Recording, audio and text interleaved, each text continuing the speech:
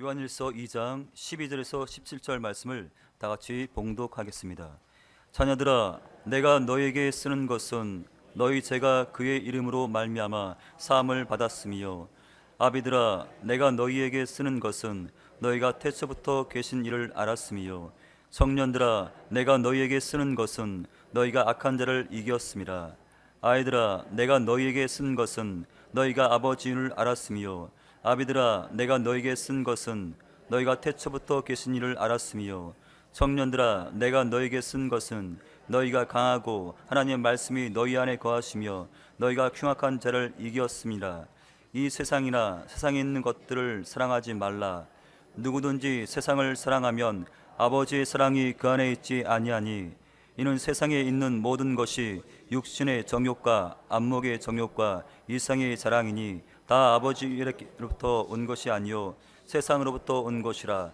이 세상도 그 정욕도 지나가되 오직 하나님의 뜻을 행하는 자는 영원히 거하느니라. 아멘. 같이 한번 따라서 해보시겠습니다. 영적인 성장과 성숙.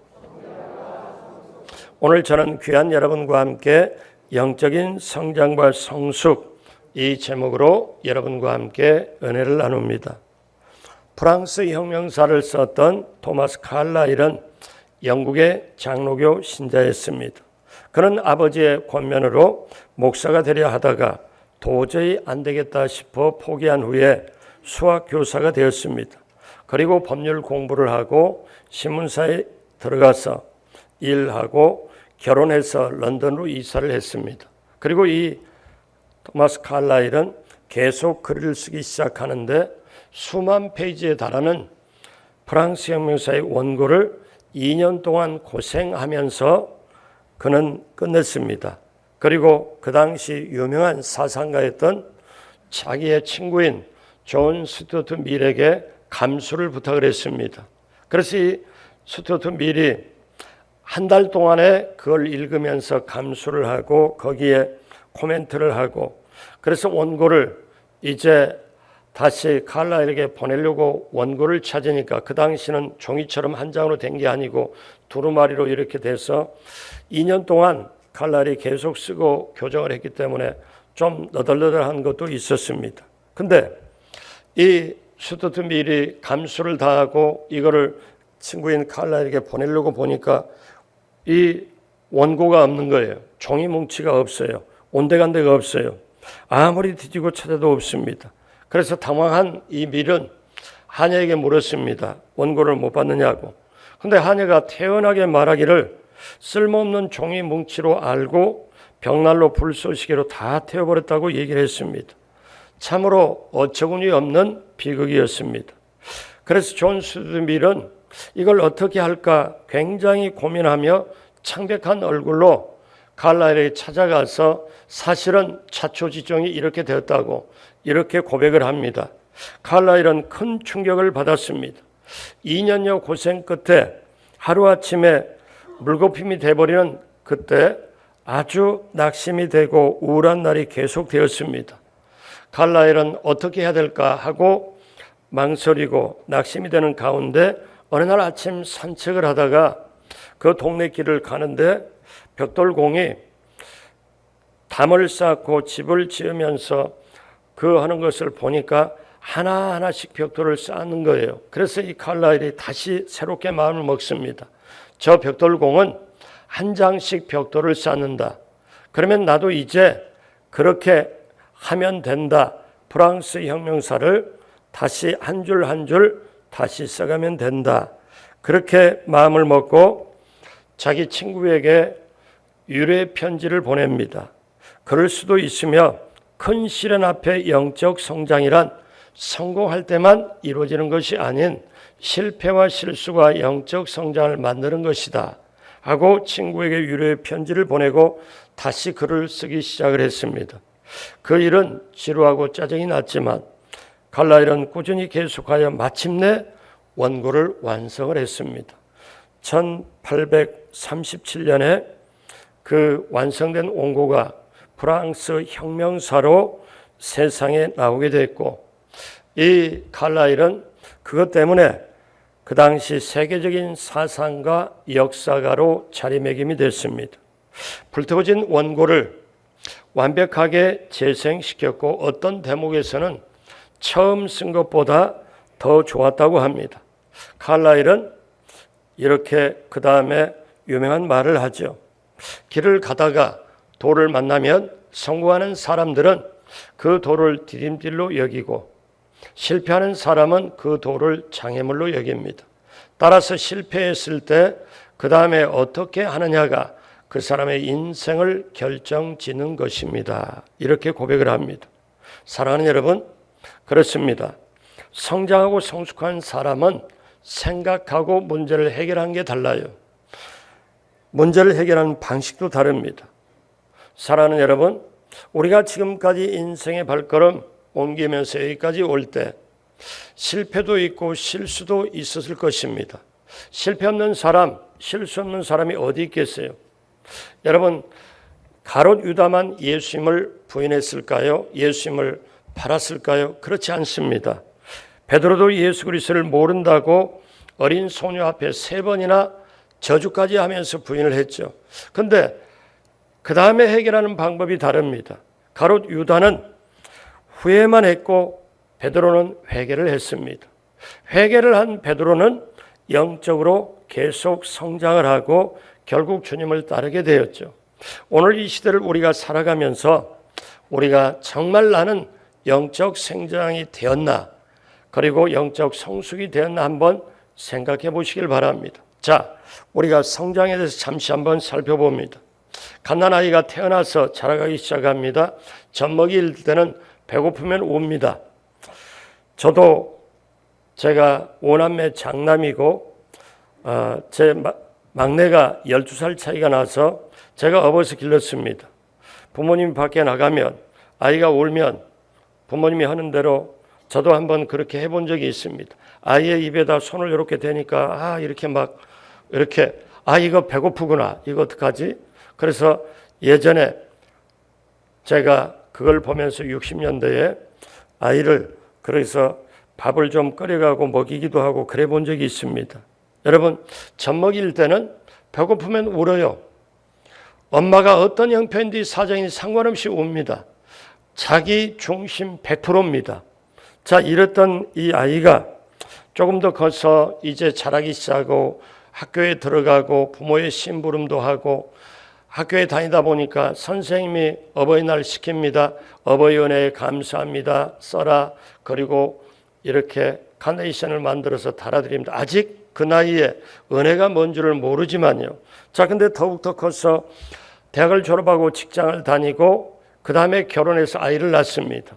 근데 아이를 낳아서 키우다가 아이가 밤새 칭얼거리며 아파 끙끙할 때 잠을 못 자면서 그때 비로소 드는 생각, 우리 부모님도 나를 키울 때 이렇게 잠 못 자고 키웠던가 하는 생각을 들어갑니다.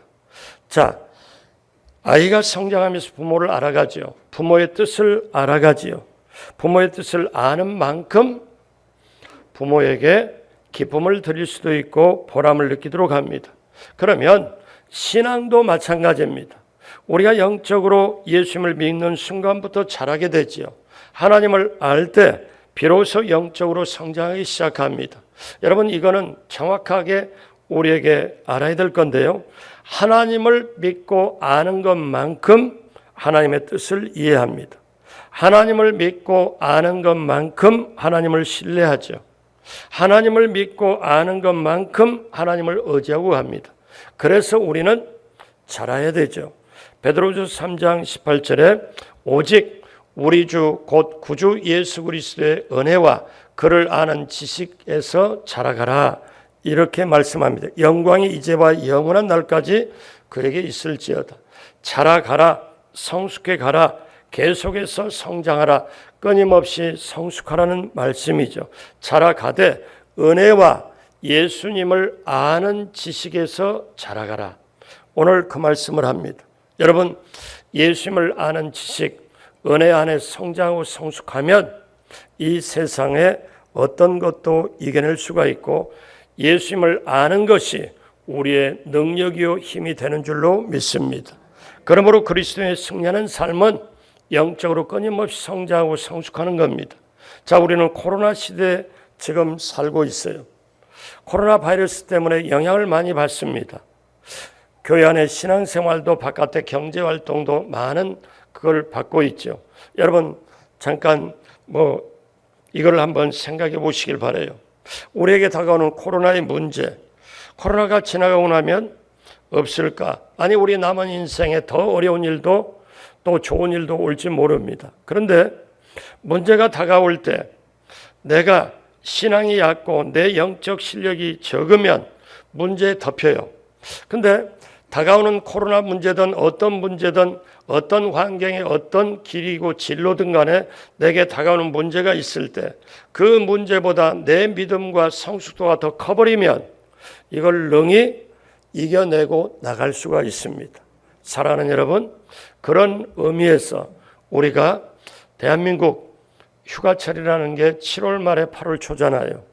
코로나 바이러스 때문에 원만하게 되지는 않겠지만 이런 여름의 한복판에 서서 다시 한번 우리를 생각해 볼 때 내가 영적으로 성장하고 성숙한 것을 한번 되돌아보고 점검하고 영적으로 성장하고 성숙하여 코로나 바이러스 영향뿐만 아니라 우리에게 다가오는 어떤 어려움도 여러 가지도 반드시 담대하게 이겨낼 줄로 믿습니다. 그러면 영적으로 성장하고 성숙하는 단계가 있습니다. 4가지 단계가 있는데 한번 살펴보겠습니다. 첫째로 영적인 갓난아이의 단계가 있습니다.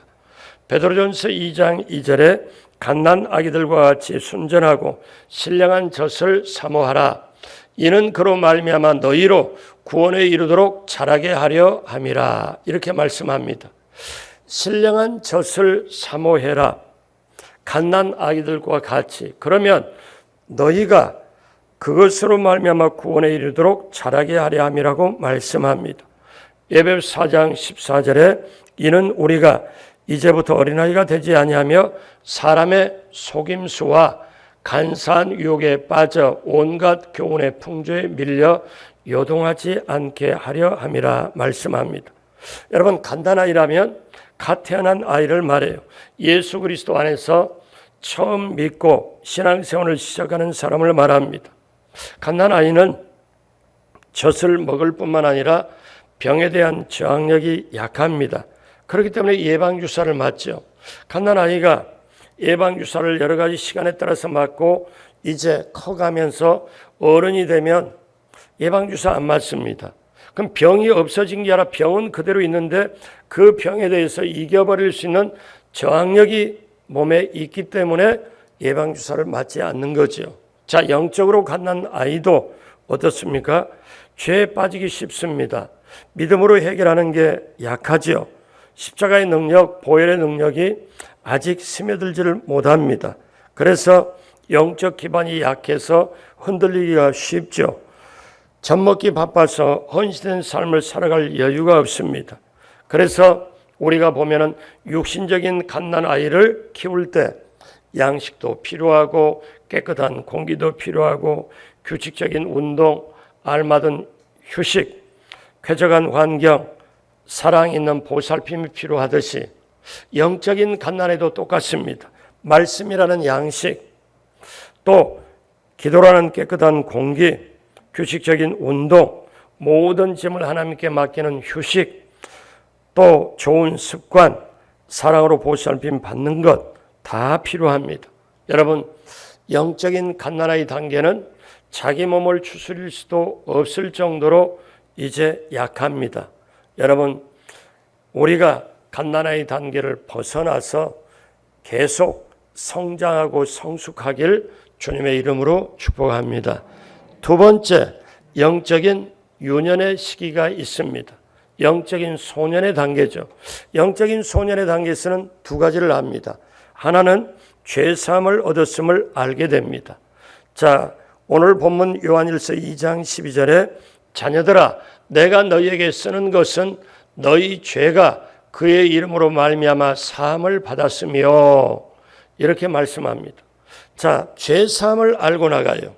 갓난아이 단계에서는 죄사함이 없기 때문에 그걸 모르기 때문에 죄책감에 빠지고 죄의식에 빠져서 주저앉을 수도 있지만 영적인 소년의 단계에서는 원수 마귀가 어떻게 자기에게 죄책감을 주려고 해도 이 죄사함을 알고 갑니다. 나는 확실하게 용서받았다는 걸 압니다.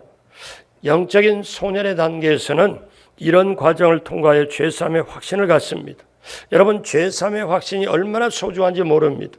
죄사함의 확신이 없으면 불안합니다. 그리고 죄책감을 가지게 되고 죄의식을 가지게 되고 힘있게 세상을 이겨내며 전진할 수가 없습니다. 그래서 예수님께서 십자가에 이루어 놓으신 일을 알고 그 은혜 때문에 내가 죄사함을 받았다. 죄사함의 확신을 가지고 또 하나는 하나님 아버지를 알게 됩니다.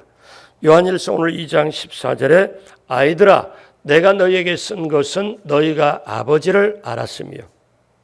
여러분, 이 간단한 성경 말씀이지만요, 깨달음이 있습니다. 하나님을 알고 가는 게 아니고 하나님 아버지를 아는 거예요. 여러분, 하나님을 하나님으로만 알 때는 때때로 멀리 있는 것처럼 느껴지고 무섭기도 하고 두려워하기도 합니다.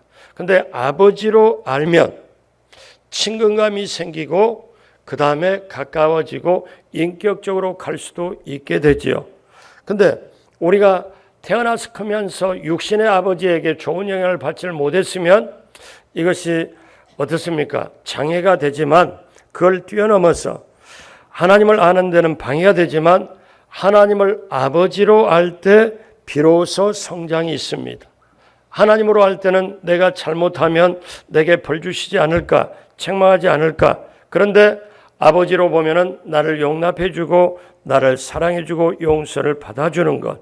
그래서 이 영적인 소년의 시기에는 선과 악을 옳고 그름을 배우게 됩니다.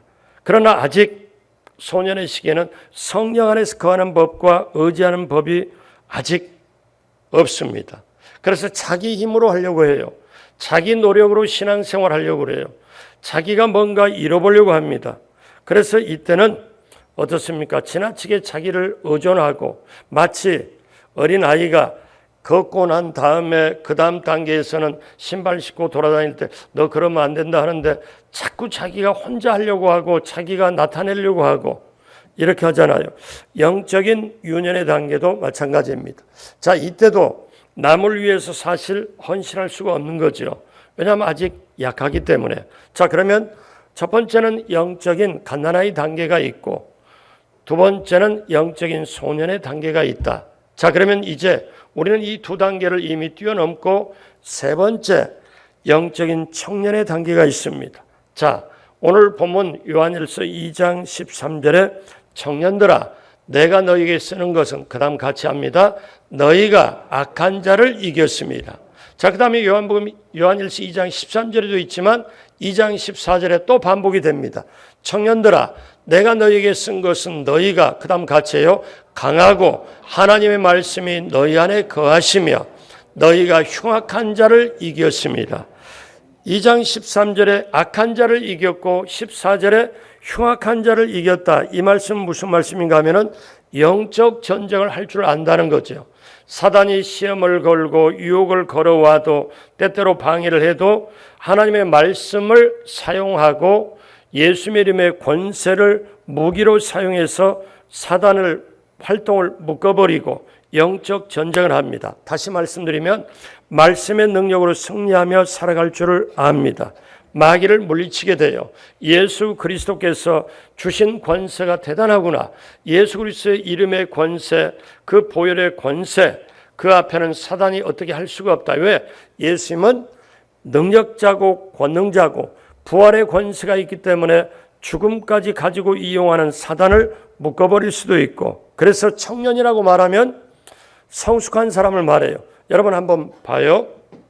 자, 우리 인생에서 군인이 될 때 언제 군인이 됩니까? 가만히 보십시오.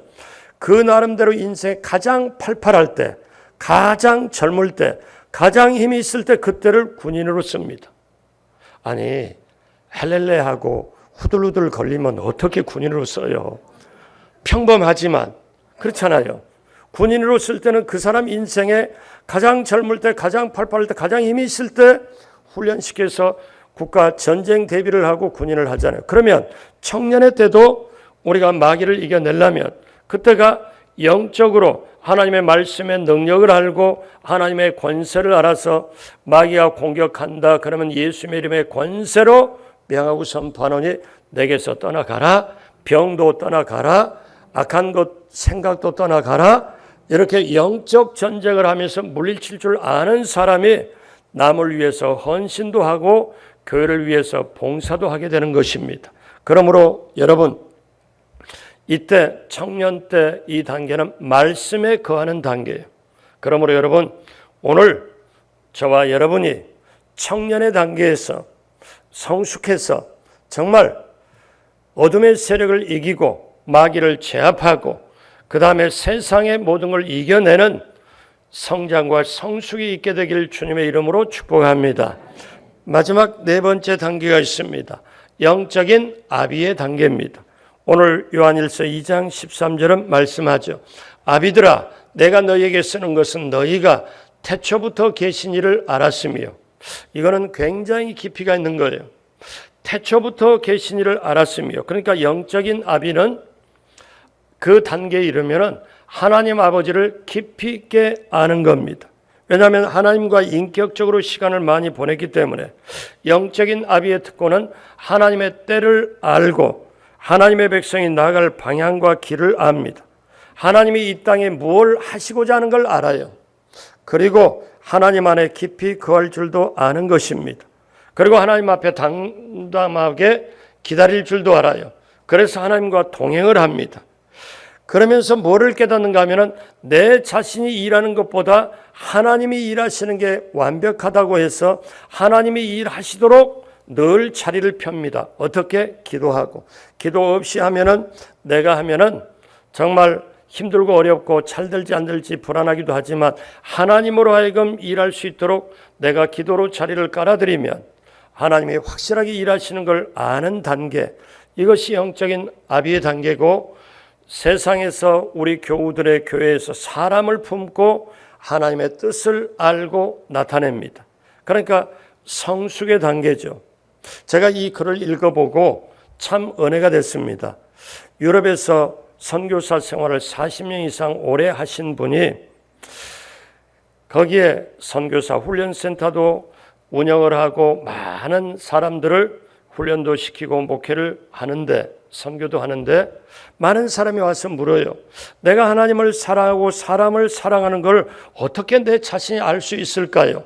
그랬을 때 이 선교사님이 성숙한 사랑이라는 건 이런 거다 하고 표현을 해서 가르쳐 줍니다.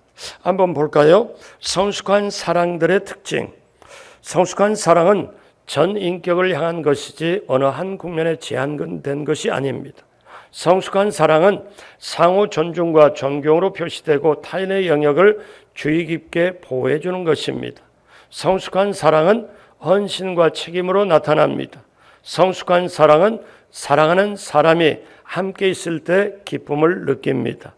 성숙한 사랑에는 역동적인 성장과 창의성이 있습니다. 성숙한 사랑은 현실적입니다. 성숙하지 못한 사랑은 맹목적이죠. 성숙한 사랑을 하고 있는 자라면 상대방의 결점들을 직시하게 되고 그런 결점에도 불구하고 상대편을 전적으로 받아들이는 것입니다. 자, 성숙한 사람 7번째, 그 사랑을 하는 사람은 서로의 관계가 신뢰할 만하며 또한 투명합니다. 그들은 서로 마음의 가장 깊은 비밀들을 간직한 채로 서로 신뢰합니다. 그런데 8번째, 이 성숙한 사랑은 발전하는 데는 시간이 걸립니다. 이러한 사랑은 오랜 세월이 지난 후에 새로운 인격의 창조와 더불어 생기는 것입니다. 그러니까 다른 말로 말하면 성숙해야 성숙한 사랑을 가능하다고 그렇게 표현하는 거죠. 제가 이거를 한번 글을 보면서 굉장히 깊이가 있어서 제 마음에 참 감동이 됩니다. 여러분, 저와 여러분이 성숙함을 우리가 요구를 받고 성숙하게 될 때 비로소 주님의 마음을 알게 되고 주님 뜻을 이해하게 되고 주님 뜻을 우리가 따라가게 되어 있습니다. 자, 세상에서는 이렇게 표현을 합니다. 제가 내적 치유를 하면서도 이걸 인용도 하지만 세상의 노래 중에 바램이라는 노래가 있습니다. 그 가사에 보면 내 손에 잡은 것이 많아서 손이 아픕니다. 여러분 한번 생각해 보세요. 그렇다고 오늘 이 시간에 제가 이걸 인용을 하는데 무슨 목사가 또 말씀 잘 전하다가 세상에 어떻게 가요를 인용하냐?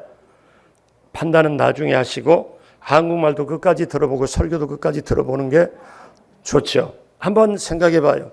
요즘 너무너무 사람들이 힘들어서 마치 세상 사람들이 우리 성도님들이 저에게 그렇게 말하고 있는 것 같아요.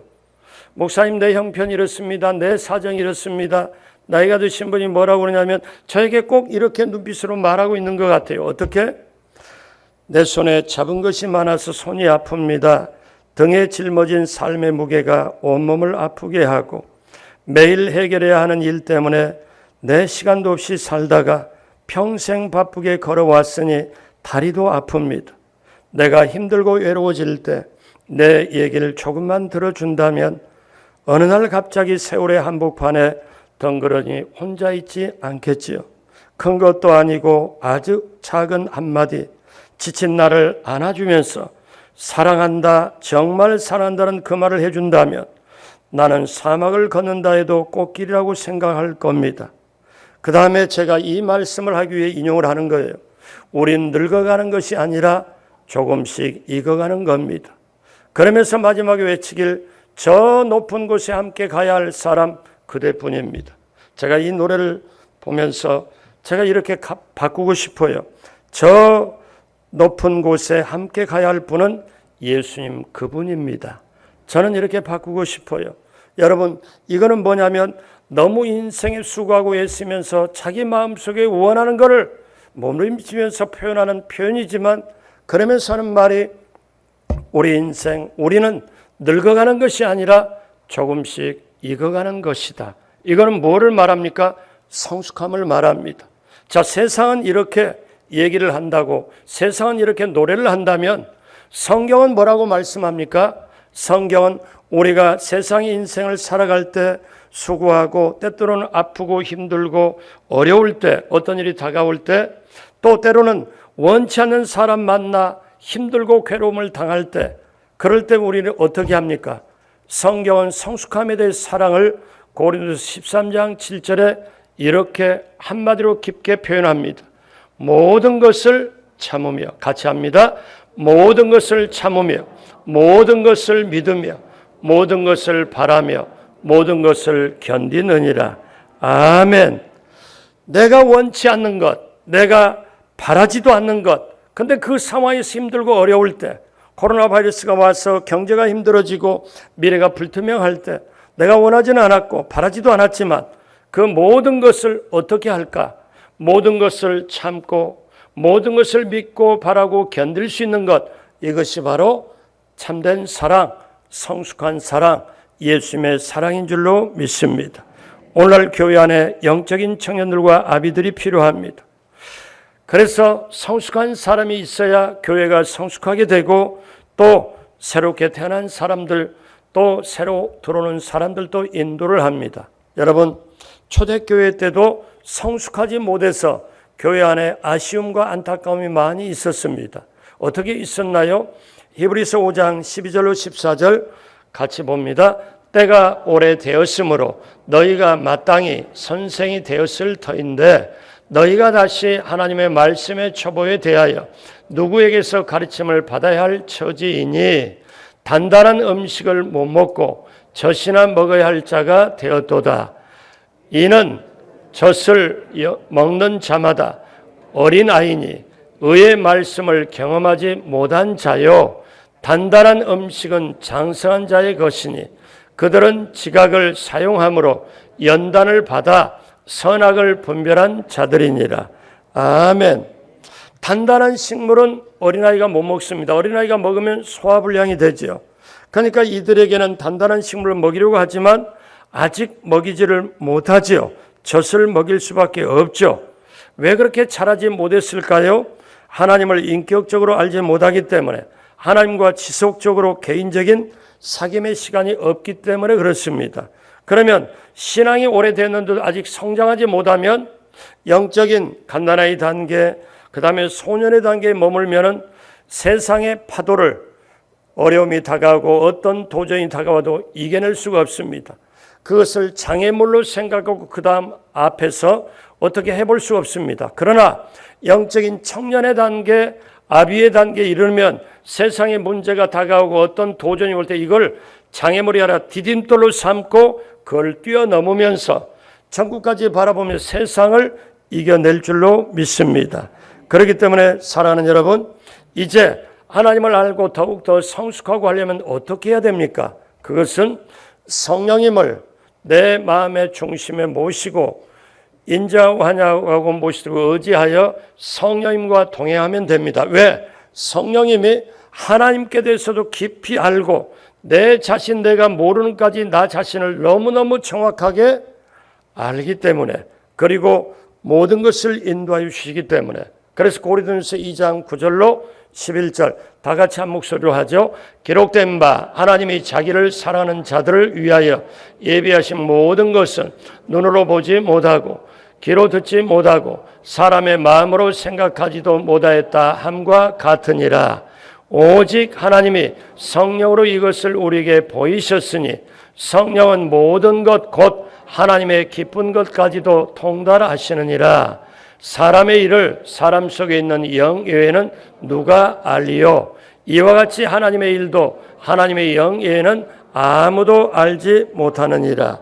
아멘. 자, 그렇기 때문에 우리가 나이가 들수록 세상을 알고 사람을 알면 품을 줄 알아야 됩니다. 더 많은 사람을 세워줄 줄 알아야 됩니다. 그래서 우리가 세상을 이기게 되죠. 그러려면 성장하고 성숙한 사람이 되어야죠. 자, 그러면 오늘 말씀 결론으로 가면서 중요한 걸 하나 더 여러분께 말씀을 드립니다.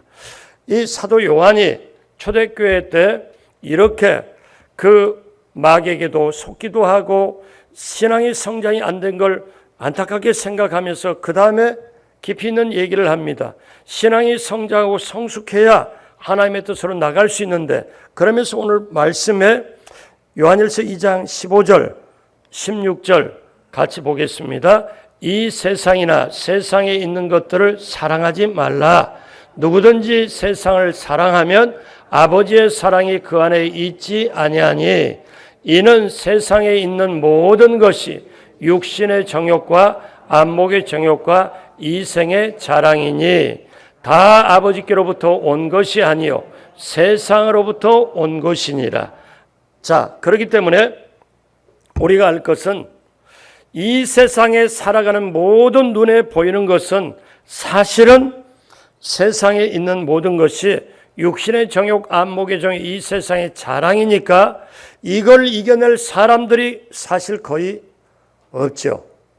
이걸 이겨내는 방법은 성장하고 성숙하고 영적인 청년의 단계에서 마귀와 싸워서 이기고 영적인 아비의 단계에서 하나님의 뜻을 알고 하나님의 마음을 알고 하나님과 동행하는 것. 그렇기 때문에 사도 요한은 결론적으로 뭐라고 말씀하면 이렇게 세상에 있는 것 사랑하지 말고 따라가지도 말라. 세상의 육신의 정욕, 안목의 이생의 자랑인데 그건 세상에서 온 것이 아버지의 사랑이 그 안에 있지 못하다. 그러면서 중요한 말씀, 우리가 때때로 외워야 될 말씀, 요한일서 2장 17절 오늘 본문 마지막은 이렇게 말씀합니다. 같이 합니다. 이 세상도 그 정욕도 지나가되 오직 하나님의 뜻을 행하는 자는 영원히 거하느니라. 자, 이 자막 잠깐 놔두세요. 오직 무엇을 행하는 자는, 하나님의 뜻을 행하는 자는 어떻게 된다? 영원히 거하느니라. 그러니까 하나님의 뜻을 행하는 자는 하나님 안에서 성숙한 자가 뜻을 행하느니라.